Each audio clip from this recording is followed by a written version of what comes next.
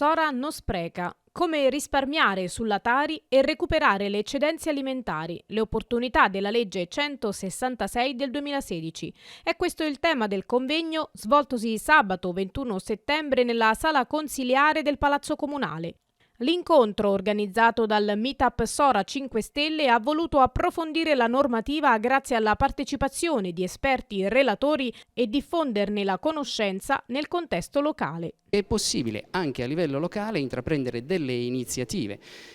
che quindi non solo avranno come obiettivo quello di tutelare l'ambiente, di favorire il passaggio da un'economia lineare a un'economia circolare, ma soprattutto hanno anche altri aspetti come ad esempio quello sociale. Ma ci sono anche aspetti economici, basta pensare alla possibilità di nuovi posti di lavoro e non solo, c'è anche un altro aspetto, e gli operatori commerciali che aderiscono a progetti del genere possono ottenere anche delle riduzioni della Tari. Un convegno che tocca un tema molto sensibile, quello dello spreco alimentare, che è collegato al tema più ampio della tutela dell'ambiente, del rispetto dell'ambiente, l'educazione a risparmiare o a utilizzare eventualmente lo spreco e trasformarlo in risorsa è una forma di conoscenza che dobbiamo implementare sfruttando la nuova legge che è stata emanata nel 2016, la 166. L'entrata in vigore della legge 166 ha la finalità di limitare lo spreco sia di prodotti alimentari che di altre tipologie di beni, promuovendo la loro donazione a favore di persone in condizioni di bisogno. L'importanza di questo convegno è quello di creare nelle persone una convinzione, togliere la parola spreco e mettere dietro 3 parole importanti: socialmente utile per tutti, ambientalmente compatibile ed economicamente vantaggioso. Ecco, questo è il senso di questo convegno e di tutte le azioni che stiamo portando avanti in Regione con la presentazione e spero presto l'approvazione di una legge regionale che vada a sostenere questo mondo che si è venuto a creare, di quello di eliminare appunto questo spreco a favore dei più bisognosi.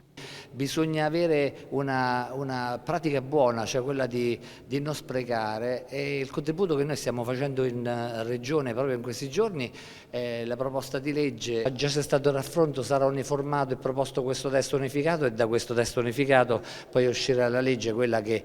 darà prosecuzione alla legge CAD, la 166 del 2016, che parte poi da una risoluzione del Parlamento europeo del 2012. E tutto questo procedimento per arrivare a quella che è l'economia circolare, il riutilizzo, il riuso, non sprecare e fare in modo che anche quello che non utilizziamo sia destinato a chi ne ha più bisogno. Durante l'incontro sono stati illustrati 2 casi di successo che si sono registrati in Italia nei primi 3 anni di vigenza della normativa. Spreco come risorsa, una iniziativa, un'impresa sociale che dà l'opportunità al Comune di Sora di implementare la legge antisprechi che è del 2016. Noi attiviamo gratuitamente per l'amministrazione comunale tutto l'iter operativo affinché gli operatori del settore alimentare possano cedere le eccedenze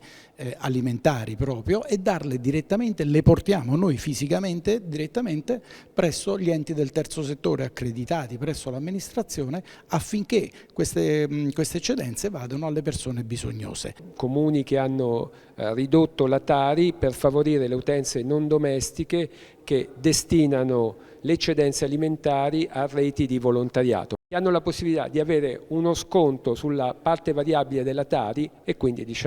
un piccolo beneficio che comunque non è il beneficio maggiore, perché sicuramente quello maggiore è quello di poter aver recuperato delle eccedenze alimentari che in caso contrario finirebbero a trasformarsi come rifiuto da dover smaltire.